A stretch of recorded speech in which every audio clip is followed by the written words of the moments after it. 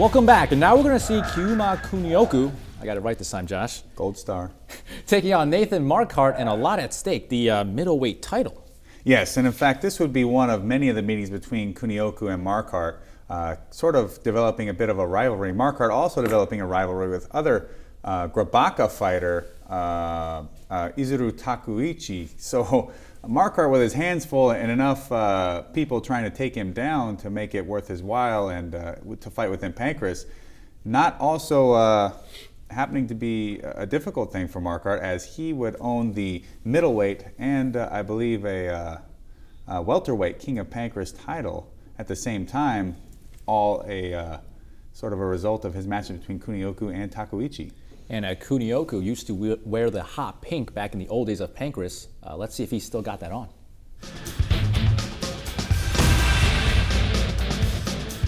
Kiuma Kunioku versus Nathan Marquardt.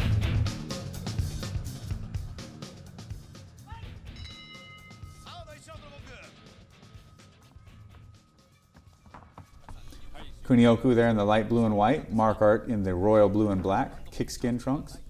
Marquardt, a great MMA record thus far, 13-2-1. Kunioku has fought tons of battles, 21, 14, and 7 draws. Yeah, some of those battles actually with Nathan, as we see here.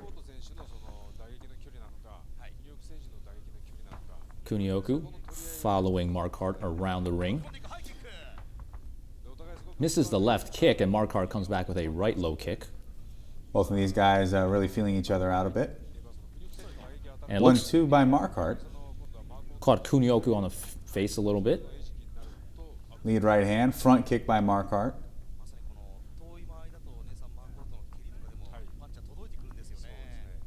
Kunioku training BJJ, boxing, and wrestling.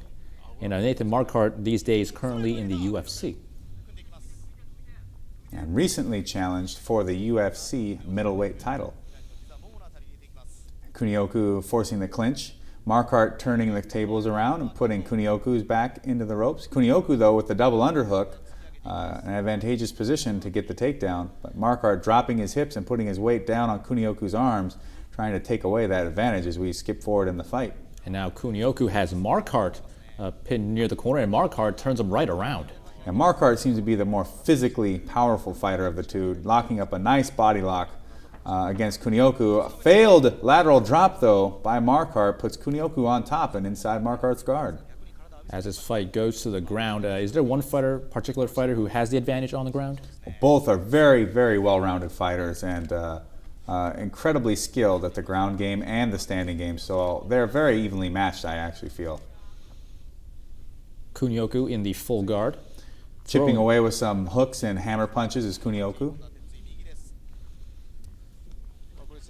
Marquardt trying to avoid those blows to the face, and what does he have to do to get out of this position, Josh? Yeah, Marquardt trying to establish some control on the wrist and head there of Kunioku, maybe to look for the armbar or the triangle choke. Right now, Marquardt sort of biding his time. Those punches aren't doing a lot of damage, but he can't disregard them completely, as one of them may cause a cut, which could end the fight. As we move ahead in the fight. Missed middle kick, blocked middle kick by Marquardt. Middle kick again by Marquardt, low kick.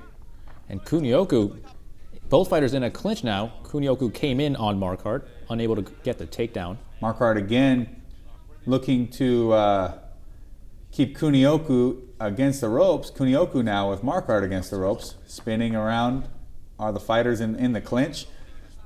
Marquardt using the ropes there as a little bit of a helper, but the referee didn't see it. Hey, the referee didn't see it, didn't happen. So back in the over-under is Marquardt and Kunioku. Marquardt's head dangerously low. Kunioku might look to fire up a right knee to the face there from the side. Both fighters still in the corner. The referee not likely to break this up anytime soon. It's likely Marquardt's corners telling him to keep Kunioku there, put his size on him, keep his weight up against him, and try to wear him out as he gets the takedown into half guard. Marquardt now looking to work from the top against Kunioku. And Kunioku, not one of the bigger fighters in Pancrace, stands at just 5'8".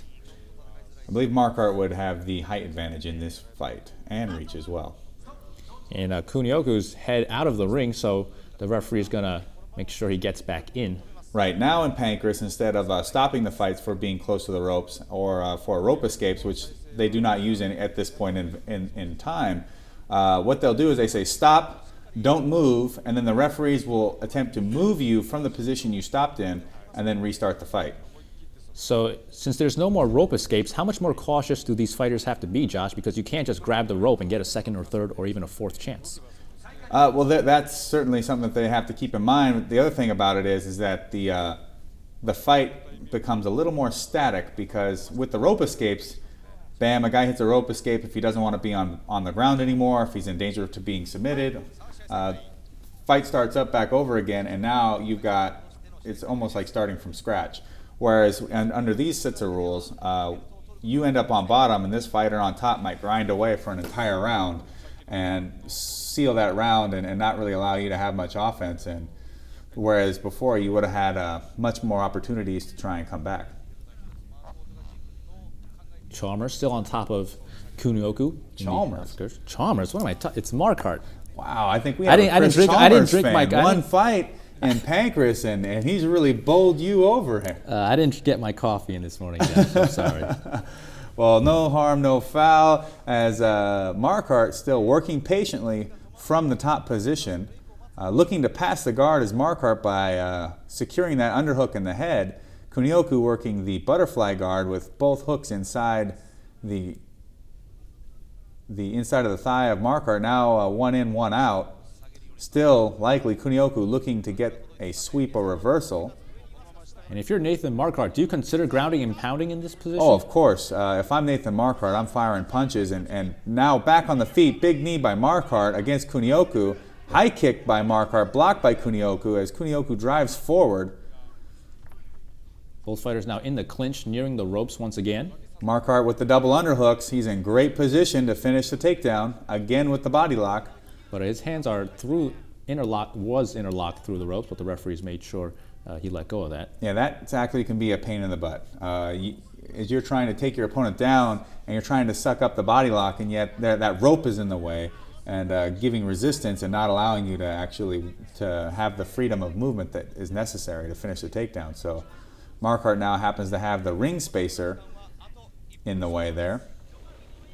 Back to the body lock. Still controlling is Marquardt. Kunioku looking to try and pummel one arm inside, maybe to get out of there. And Marquardt looks like he gets the takedown, but it is Kunioku that ends up on top. Yeah, Marquardt, again, not quite properly setting up the lateral drop throw there and paying for it by Kunioku now taking the top position and firing away with some short hammer fists and keeping that forearm against Marquardt's throat.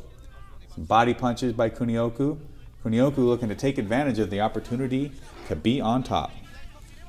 Kunioku in the full guard.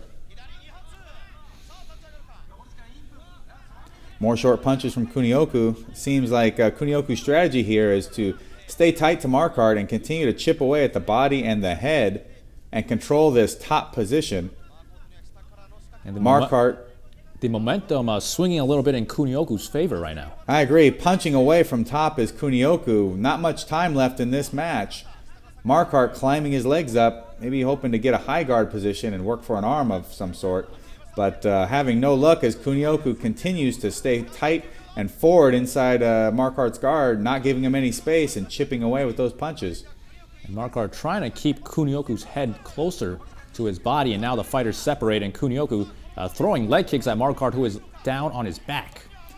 Drop it. Nice attempt for the toe hold by Kunioku, but unsuccessful. And Marquardt gets out, and now it is Kunioku on his back. And Marquardt jumping in with a stomp. Kunioku looking to lock the leg. Marquardt knowing he has no time left. And this fight is over. This will go to the judges. The judges will decide who will become the next middleweight champion in Pancrace. Way to pick it up by Marquardt at the end there. Nice attempt for the submission by Kunioku when it looked like he was in a cushy position to ride out the rest of the fight. And do you think that last rush by Marquardt was enough for him to get the decision from the judges? Well, it's hard to say. He did have a lot of control in certain aspects of this fight, and that kind of aggression and energy put forth to taking his opponent out, it's going to make it difficult to say one way or the other who won. One judge for Kunioku. And Kunioku is the judge's decision. He wins the middleweight title of Pancrace as this match goes the distance. And Josh, do you agree with the judge's decision? I could see that, and I can completely agree with that decision for a lot of the ground control by Kunioku from on top and chipping away with the punches, and that last toe hold attempt. I suppose one might argue that it wasn't quite that deep, but I think it was deep enough that it could have been a finish on in certain aspects against other fighters, and Marquardt had to react to it, so that means in my book that's a successful attempt at least. But Marquardt really more of a bad strategy than being clearly defeated. All right.